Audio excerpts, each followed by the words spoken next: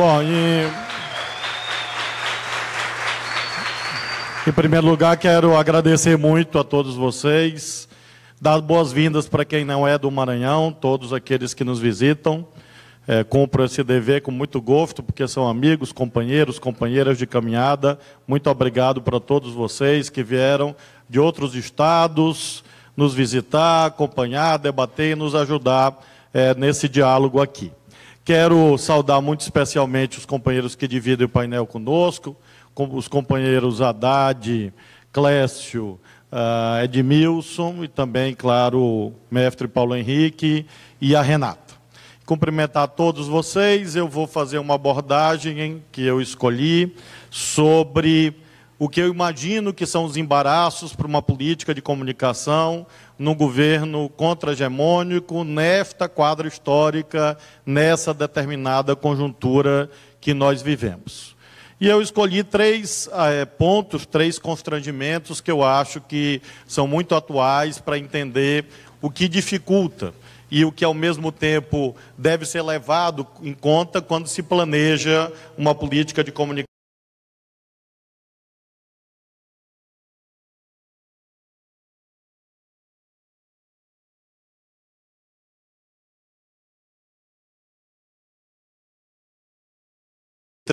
Com desdobramentos até o momento atual, se tem uma utilidade, foi explicitar novamente o que sempre foi encoberto e meio que velado na narrativa oficial acerca do Brasil, e que grande parte do pensamento progressista flertou durante um período com teses que, na prática, conduziam a um afastamento do centro das suas análises da boa e velha luta de classes.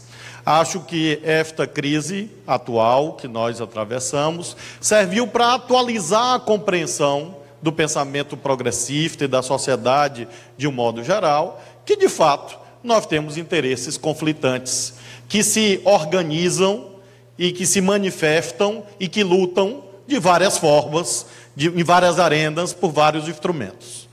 Não há dúvida, portanto, que hard power, soft power, coerção, consenso, obviamente, é uma obviedade, os meios de comunicação fazem parte desses blocos históricos de dominação. Acho que essa análise desse período mais recente serviu para demonstrar a força que isso tem, para sublinhar a força que isso tem. Parece a repetição de uma obviedade, mas as obviedades têm uma força revolucionária. Aliás, José Martí disse isso: todo aquele que repete uma verdade diz uma novidade. Então, nós estamos aqui dizendo uma novidade porque é necessário dizer e que nós sofremos a incidência prática desse fenômeno quando nós temos o desafio, e Clécio já narrou isso aqui, também o Haddad, o Edmilson, todos sofremos as consequências, as incidências práticas e cotidianas dessa articulação que há com os blocos de interesses gerais na sociedade. Isso, obviamente, se acirra em determinados momentos, em dados contextos em que isso é mais pronunciado ainda. Tanto o Clécio quanto o Edmilson fizeram alusão aqui às suas conjunturas regionais. E nós produzimos aqui uma breve análise chamada Manchetômetro, com base no jornal dirigido e fundado pelo senador José Sarney, para que nós possamos compreender exatamente como isso se manifesta. Eu espero que seja possível mostrar. Para mostrar a incidência prática, é um gráfico só, não vou usar muita coisa, apenas um gráfico para mostrar como isso se traduz. Bom,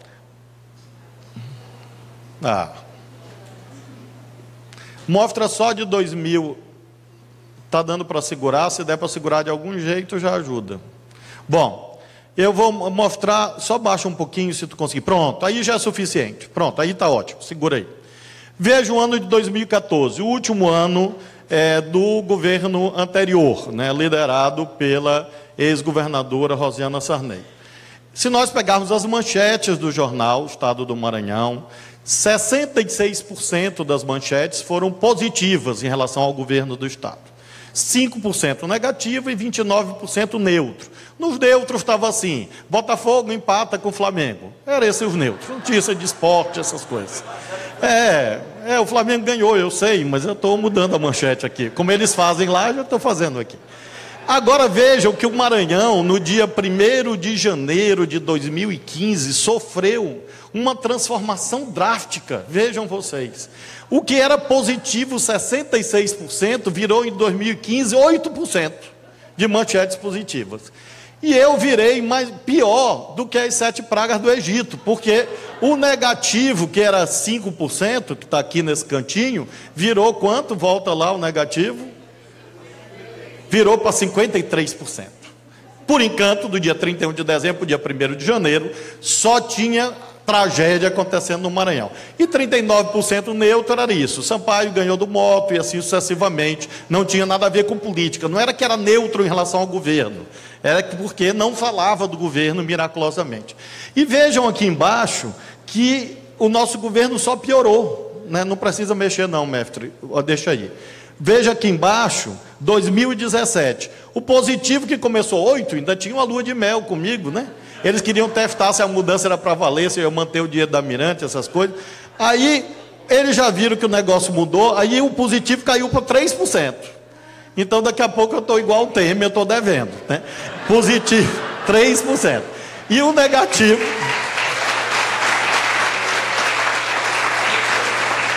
E o negativo virou 62%. Ora, eu trouxe uns filmes aqui, mas eu não vou, até problema técnico aí, eu não vou mostrar, mas eu vou só descrever para vocês. Eu fui, como isso se manifesta, eu fui fazer aquelas entrevistas da TV Globo, que a TV Globo obriga. E eu fui lá para a bancada da TV deles. Eles fizeram 5, 6, 7 perguntas sobre o tal do comunismo. Me perguntaram um monte de coisa, está no YouTube, para quem tiver curiosidade. E a entrevista é tão interessante, o grande finale, Tereza Franklin, é o seguinte: o repórter se lembra que a Globo obrigava ele a me perguntar sobre o programa de governo. Só que já tinha, só faltava uma parte, e a entrevista termina assim, do repórter: governador, candidato, aproveite os últimos 30 segundos da sua entrevista e fale sobre o programa de governo. E eu disse, ele cumpriu lá o manual da TV Globo, porque senão ia dizer que... E aí eu tive 30 segundos para falar de programa de governo. Essas coisas não foram apenas no período eleitoral. Essas coisas estão presentes, obviamente, hoje. A cada coisa que o governo vai fazer, existe uma campanha orquestrada, a mais fantástica de todas, eu trouxe, mas não vai dar para mostrar, mas também é fácil de encontrar. Havia uma área abandonada na cidade, degradada, que só era usada no período de festas juninas por um arraial privado. Esse arraial privado era liderado por um estadista vinculado ao lado de lá, que gostava de fazer uns camarotes, tomava um uísque por lá e tal. Ora, nós olhamos aquela área degradada e resolvemos, vejam o crime, o delito. Só um comunista seria capaz de imaginar transformar isto numa praça. Uma coisa comunista, absurda, abjeta. E acontece uma coisa extraordinária. Como só ia acontecer numa praça que tem brinquedo, vez por outra, um menino, uma menina, acha de cortar o pé ou a mão. Eu quebrei um braço no playground. Esse braço aqui eu quebrei. Isso rendeu a Haddad uma série sobre o playground comunista assassino. Foi feita uma série sobre isso. E começava a ser, é sério, juro por Deus do Senhor Jesus Cristo. E a série começava meio um tom, aqui e agora, né? Era aqui e agora, Gil Gomes. Foi aqui, neste brinquedo, uma tragédia aconteceu. E aí, juro... O governador Flávio Dino inaugurou uma praça. Aí tinha a associação subrepetícia, Flávio Dino, tragédia, praça. O menino cortou o pé. E aí eles desenvolveram também uma tese, que eu tenho certeza que o prefeito Haddad, o Clécio, o Edmilson nunca pensaram. Eles desenvolveram a seguinte tese: todo espaço público, o poder público é obrigado a colocar monitores e cuidadores. E eu fiquei imaginando isto assim, na praia, no Parque do Ibirapuera, tudo cheio de cuidadores. Ia ser um programa fantástico de geração de renda e de geração de empregos, etc. E a TV preconizando isto, para dizer que esta praça, afinal, só podia ser obra daquele comunista que tinha sido entrevistado lá na bancada. Eu caricaturo um pouco, para falar de coisa séria, como Aristóteles recomendava, para dizer para vocês que aqui a gente sofre pra caramba, todos os dias. É isso que todos os dias a gente atravessa. E, por vezes, eles conseguem até nacionalizar farsas, picaretagens graves, como recentemente fizeram. Então, é, de fato, uma manifestação, um nervo exposto da luta de classe, nua e crua. É o soft power transformado em hard power. Aqui, o que é aparelho ideológico é aparelho de coerção também, ao mesmo tempo dialeticamente. Então, esse é o primeiro aspecto que eu gostaria de mencionar. É uma violência simbólica que a gente sofre com esses oligopólios governando frações do Estado, quaisquer que sejam elas, com uma perspectiva diferente de inclusão social, de justiça social, de transformação. O segundo constrangimento que eu queria mencionar, esse mais conjuntural, diz respeito a essa nova face da dominação no Brasil, que é a antipolítica. A antipolítica nasce de uma premissa que, inclusive, nós outros, do nosso campo, muitas vezes até flertamos, namoramos com essa perspectiva, segundo a qual uma das dualidades existentes na sociedade seria Estado versus mercado. O Estado dominado por Satanás e o mercado dominado por anjos. Mais ou menos assim. Vejam os pobres empresários sendo extorquidos pelos políticos bandidos. Essa é a narrativa da Lava Jato. A narrativa da Lava Jato e das delações premiadas tem sido esta. O Estado é o espaço dos vícios, o mercado é o espaço das virtudes. E é essa narrativa que gera um subproduto, que nos atinge. Qual seja? Ora, se nós somos a expressão dos vícios, nada do que nós dizemos é confiável. Por isso, o discurso político não merece nenhuma credibilidade. Não merece acatamento geral, não merece ser ouvido. Ao ponto de, às vezes, isso penetra tão fortemente no ethos geral, que quando na rede social uma pessoa, um jovem, um adulto, um idoso, enfim, resolve elogiar alguma coisa do governo, antes ele pede desculpas. Ele começa assim a postagem dele: pessoal, eu não sou muito de confiar em política, não gosto dessa gente. Mas, às vezes, a gente tem que reconhecer, às vezes, que essa espécie de gente faz algumas coisas boas. Aí a pessoa primeiro se desculpa, ou seja, ela primeiro reafirma o postulado que está sendo introjetado todos os dias e repete o discurso, para depois dizer: este discurso que é verdadeiro, às vezes comporta algumas exceções. Político lobo mau, empresário chapeuzinho vermelho, e é isso que domina na estruturação, inclusive, desse mercado de comunicação. A Tereza conheceu bem isso para implantar a empresa Brasil de Comunicação, a TV Brasil, e o Franklin, que foi ministro, todos que tiveram essa tarefa, enfrentaram muito essa narrativa, segundo a qual os sistemas privados de comunicação eram isentos e o sistema público era aparelhado. Olha o aparelhamento do sistema público, que é fruto dessas narrativas e explicações sobre o Brasil, que às vezes nós temos que nos libertar delas. Por exemplo, colocar no centro da explicação sobre o Brasil o tal do patrimonialismo, que existe, mas que não pode servir de elemento de ocultação de outras dominações, e principalmente da dominação fundamental, que é a dominação de classe.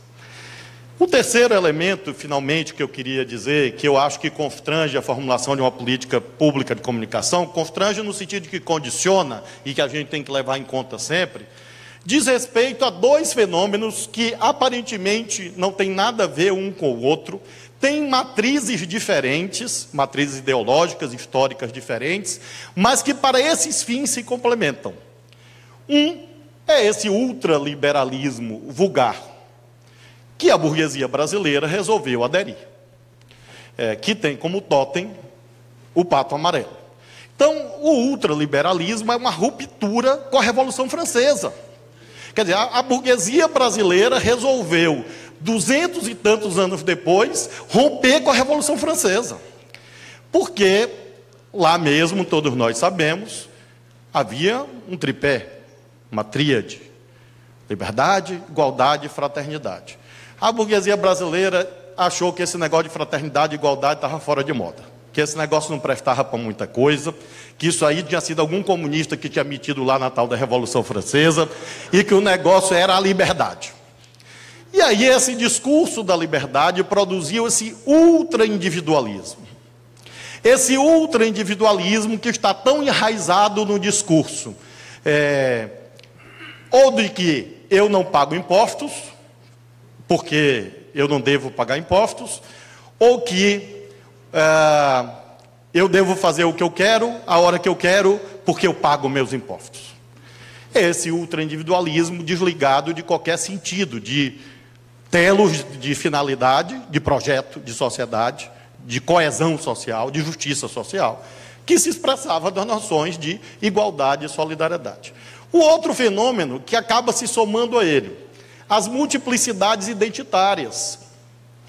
As multiplicidades identitárias criam também uma dificuldade para uma política pública de comunicação. Porque no caso do individualismo que ocorre hoje concretamente, vou citar um exemplo. Nós temos aqui o programa Escola Digna. Nós temos 1.230 escolas, conseguimos até hoje melhorar a estrutura, reformar, reconstruir, coisa de 610 escolas. Metade. Ora, o ultraindividualismo conduz à seguinte visão: muito bem, fez a metade, mas não fez a minha. E se não fez a minha, não está certo. Nós temos um programa aqui de apoio aos municípios, chamado Mais Asfalto, porque essas realidades que vocês conhecem, do Brasil desigual, muitos municípios com zero de arrecadação tributária, o Gastão conhece bem, o Bira conhece bem, zero de arrecadação tributária própria, sem nenhuma condição de aplicar as políticas públicas básicas, e nós chegamos lá e fazemos um apoio lá para ele melhorar a cidade, a praça, enfim, alguma coisa desse tipo. No ultraindividualismo conduz a seguinte armadilha: eu entro numa cidade e fazemos lá 5 quilômetros de asfalto, mas estão faltando 100. E aí a pessoa diz: bom, não asfaltou a minha rua, logo o programa é um fracasso. Não importa se melhorou a praça, que é de todos, mas não asfaltou a rua daquela pessoa. No caso das multiplicidades identitárias, ou da multiplicidade identitária, isso conduz a tantas distinções que as narrativas gerais aparentemente perderam o sentido. Tipo assim, governo comprometido com a classe trabalhadora. Aparentemente isso perdeu o sentido. Governo comprometido com os mais pobres. Para uma certa visão ideológica, isso perdeu o sentido, porque é genérico demais para quem se considera pertencente a uma identidade ultra específica. A crise das grandes narrativas, que nós conhecemos, dificultam mensagens de comunicação, porque fazem com que a gente tenha que dirigir a nossa política num quadro de dificuldades fiscais, para atingir realidades tão específicas, tão singulares, aparentemente existentes, que torna impossível uma política de comunicação que seja capaz de fato, dialogar com essas várias identidades. De modo que acho que compartilho do otimismo revolucionário aqui do meu amigo Edmilson, que nós todos aprendemos aqui a respeitar. Não disputo com Clécio a condição de filho, posso ser sobrinho do Edmilson, com toda a tranquilidade. E nós todos admiramos a experiência que o Edmilson tem, aqui próximo de nós, que nos antecede, e ele compartilhou aqui com todos, de que realmente o pessimismo é uma armadilha ideológica, que nós temos que, na prática, não nos libertar, mas que nós temos que conseguir que a maioria da sociedade se liberte, porque só nós não fazemos verão. Para que isso, portanto, chegue a bom termo, é preciso que nós consigamos nos livrar, num certo sentido, dessas dificuldades práticas, conjunturais e algumas estruturais, que nós temos para a formulação da política pública de comunicação. Eu vou concluir, claro, porque não quero abusar. Nós temos algumas respostas a isso aqui no Estado em andamento, como, por exemplo, o revigoramento de uma rádio pública de 76 anos de existência, chamada Rádio Timbira, um patrimônio do povo do Maranhão, que foi revigorado no nosso governo, e que tem audiência crescente, que é importante, né? Tem crescente audiência, está aqui o seu diretor, jornalista Robson Paes. Mas quero concluir dizendo a vocês que esse debate se processa num lugar permeado de muito dessa história. Esse convento foi fundado no século XVII. Aqui o padre Antônio Vieira pregou. O padre Antônio Vieira morou aqui no Maranhão e aqui produzia alguns dos sermões mais conhecidos, entre os quais o famoso Sermão aos Peixes. Esse prédio aqui foi restaurado por nós recentemente, ele estava com problemas estruturais aqui embaixo. Nós fizemos um grande investimento aqui para evitar que ele caísse e para que esse auditório pudesse ser novamente utilizado.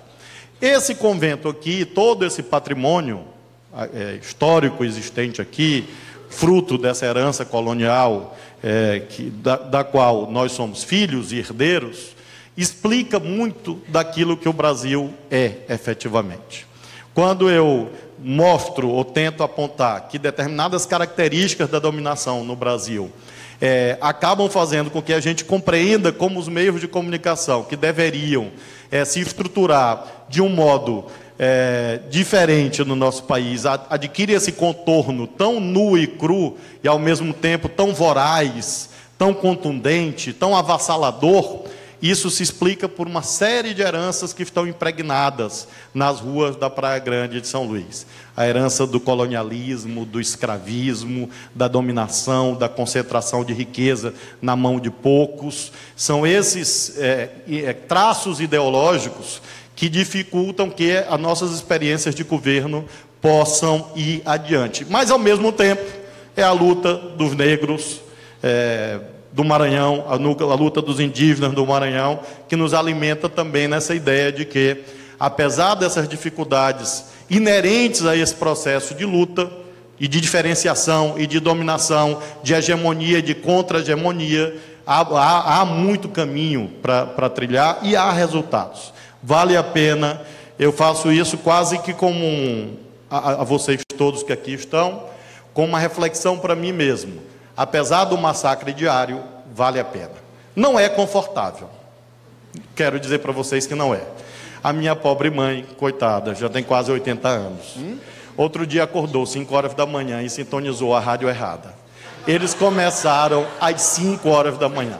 A minha mãe me acordou às 6. Meu filho, estão falando horrores de você aqui no rádio. Eu disse, mamãe, o que a senhora está ouvindo a esta hora da manhã? Estou ouvindo a rádio tal. Mamãe, pegue o rádio, jogue pela janela. Então, ou então mude a rádio, bote 1290, Rádio Timbira. A senhora vai ouvir coisas boas lá. Então, e há outras rádios. Tem muita rádio boa aqui, muita radialista aqui de rádio comunitária. Quero cumprimentar vocês, um monte de amigos, companheiros nossos de caminhada do Maranhão todo. Então, não é que não doa, dói, mas vale a pena. Muito obrigado. Um abraço.